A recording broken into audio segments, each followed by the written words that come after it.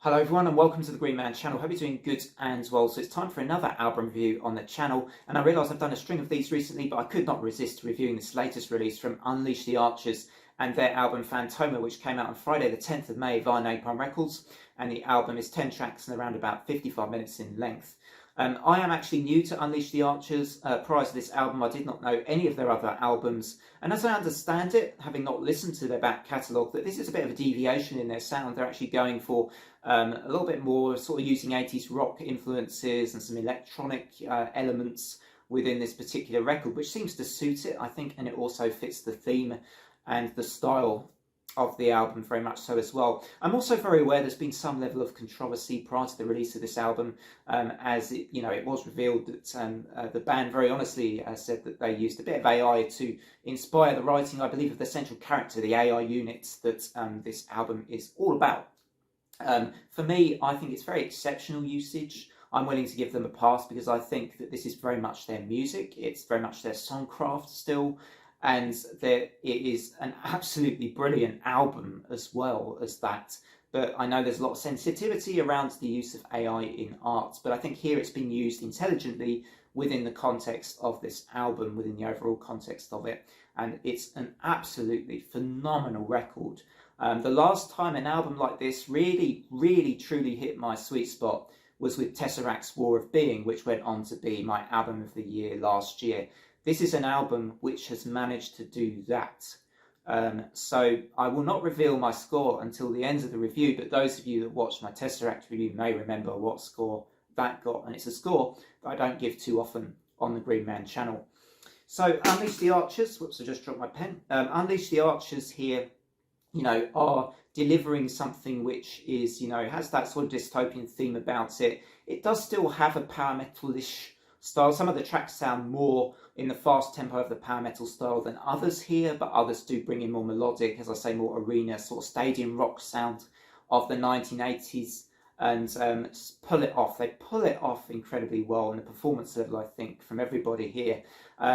Especially Brittany Slayes and her vocal performance here, I do want to shout that out, and I find it, obviously a coincidence, her surname being Slayes, is that, she does actually slay every single song on this record, and from what I've seen of her in a couple of live videos, she seems like she's great vocally live as well. So anyway, let's go into some of the songs on this great album. We start off with Human Era, which is quite a slightly slow burn track in a way, but it does have that anthemic sound to it as well, more of an arena rock type style with supporting electronic elements to it. The title track, Phantoma, I really enjoyed this particular track.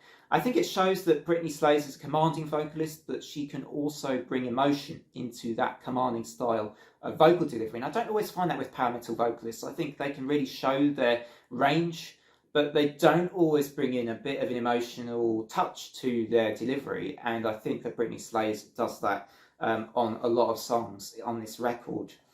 The collective has, for me, a good range of tempos and choices with vocal stylings and harsh vocals, and then also a bit of a sort of choir backing vocal type thing going on as well in that particular song. Green and Glass is another great track with some memorable, I think, and a slightly happier and brighter style to it overall, I thought, on that song, with a lovely key change used towards the end of that particular track as well. Perhaps my favourite song on this album is just because it is just that sort of, that sound that brings back memories of those 80s bands that I love. It's got a Journey style to it, Gods in Decay.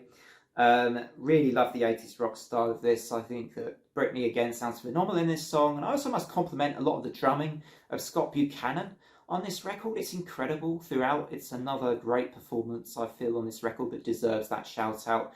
And yeah, it's just another really tremendous song on this album. Give It Up or Give It All is a little bit sprawling, but it's still a heartfelt ballad, and still, I think, delivers the right notes when they need to be delivered, and still strikes a chord with me. And a fantastic track as well is Ghosts in the Mist. Towards the latter part of this album, towards the end, it's just a driving track with a driving chorus, phenomenal sort of big sound to it, big chunky chords, and again, a little less on the power metal side of this band, I feel, but still absolutely delivering the goods in a masterful fashion, as this album so often does, right from the very start until the very end.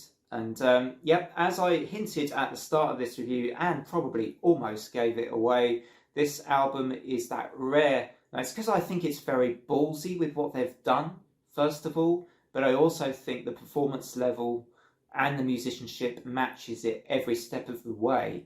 It's not sort of ambitious without having some backup in that respect. I can only give this a 10 out of 10. I think that this is a 10 out of 10, or it's so close to a 10 out of 10 that I can't resist giving it a 10 out of 10 for me. It's a five-star record for me. And like I say, there's some people will have, I suspect, very particular opinions about this album and its creation, but for me, it's a masterpiece. I absolutely loved it, and that's why I'm very willing to give this one a 10 out of 10. Otherwise, from me, hope you've been enjoying all the reviews recently. Don't forget, this channel is also, I'm also doing symphonic metal Sundays, symphonic Sundays at the moment, covering bands and symphonic metal albums. And also, I'm doing some, continuing horror and fantasy type content on the channel as well. So lots going on as ever, but from me, until next time, it's bye for now.